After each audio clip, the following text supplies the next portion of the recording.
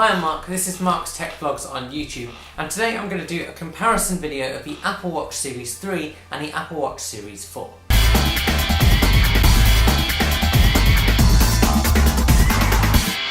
Now, I recently upgraded my Apple Watch from a Series 3 to a Series 4, and having done that upgrade, I feel like I've got quite a lot to say about whether it's worth doing that or not, and doing a quick comparison. So hopefully this video will give you the lowdown on what you need to know if you're trying to work out whether to upgrade or which model to get. So let's start by talking about the price tag.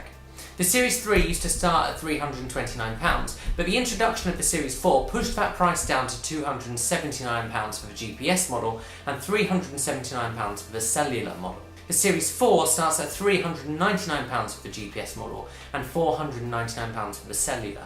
This makes it the most expensive Apple Watch ever, but also makes quite a big difference between the Series 3 and the Series 4. Now, those are the starting prices, and so depending on the size of the watch you get and any other extras you add on, you may end up spending more. Next, let's talk about design.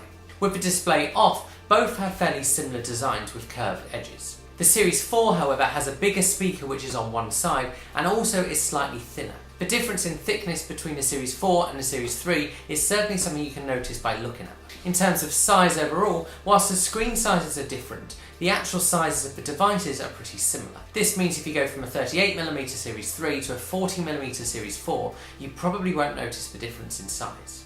When the displays are on, however, is when you see the edge the Series 4 has.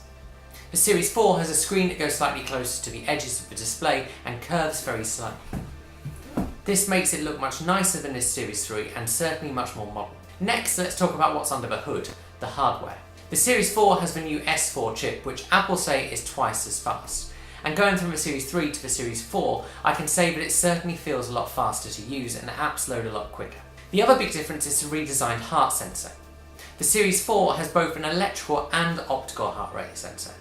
This is to allow for ECGs in the future, although this feature is only available in the States at the moment. I found that the redesigned optical heart rate sensor picks up my heart rate much easier than the Series 3, especially during exercise, and it certainly feels more accurate. The Series 4 also now has fall detection, which means if you were to take a fall and not disable the notification, then it would automatically call a family member or emergency services. This feature is off by default, but particularly useful for people with certain health conditions or elderly relatives who use Apple Watches.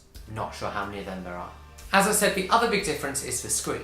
The Series 3 has 38mm and 42mm screens depending on your option, and the Series 4 has 40mm and 44mm screens depending on your options. Both the Series 3 and Series 4 have 1000 nit screens, which is plenty bright enough to see even in the sunlight.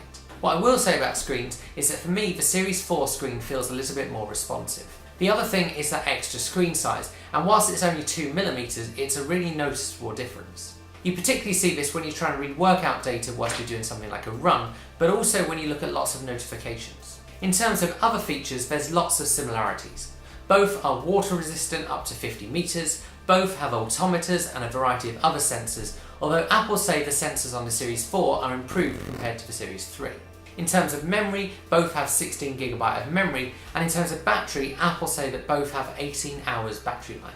In practice, having used both, I found that in reality you can get about a day and a half out of both the Series 3 and Series 4, and a tiny bit more on top of that for the Series 4. What I have noticed about the Series 4, however, is that it does seem to charge very slightly slower than my Series 3 did. The other difference in hardware is Bluetooth, with the Series 3 having Bluetooth 4.2 and the Series 4 having Bluetooth 5.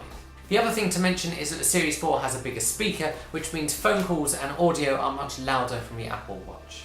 Next, let's talk about software and apps. Generally speaking, the watchOS and the apps are exactly the same on the Series 3 and the Series 4. However, apps do seem to run a lot quicker on the Series 4. The other thing to say is that the 32% increased screen size makes it a lot easier to read text from apps on the Series 4. Although to be honest, I never really struggled with the Series 3 unless I was on a run. The other feature that I find works better on the Series 4 than the 3 is the raise to speak.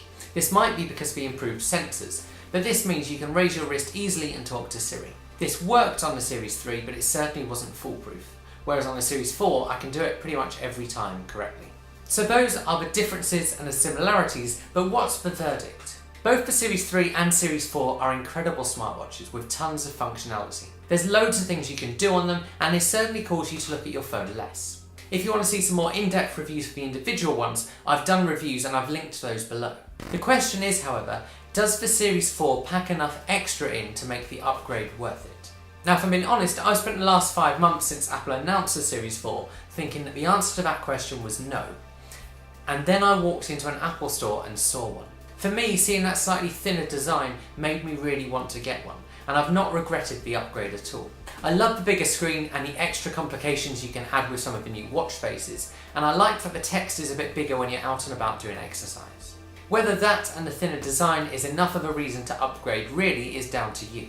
If you do decide to upgrade, then the straps from a 38mm Apple Watch still work with a 40mm watch, so you don't have to buy tons of new accessories. If you've ended up at this video because you're trying to work out whether to get a Series 3 or a Series 4, let me try and address that for you. Which model of Apple Watch you pick up is going to be largely down to your budget and the features that are must-haves for you. If the fall detection, the ECG and the bigger screen are absolute must-haves for you, then you've got to go with the Series 4. As I've said, the ECG feature only works in the US, but it should end up across the world eventually. However, if you want a perfectly functional Apple Watch and don't care about those extra features, then the Series 3 is your best bet. It packs quite a lot into a reasonable price tag, it certainly doesn't feel outdated, and you can even get some really good refurbished deals out there. I hope you guys have found this video helpful. I've linked the 2 videos I've talked about, so the reviews for the Series 3 and the Series 4 just below. If you've got any questions or comments, then do write them as well. Please like this video and subscribe to this channel, and I'll see you guys again soon.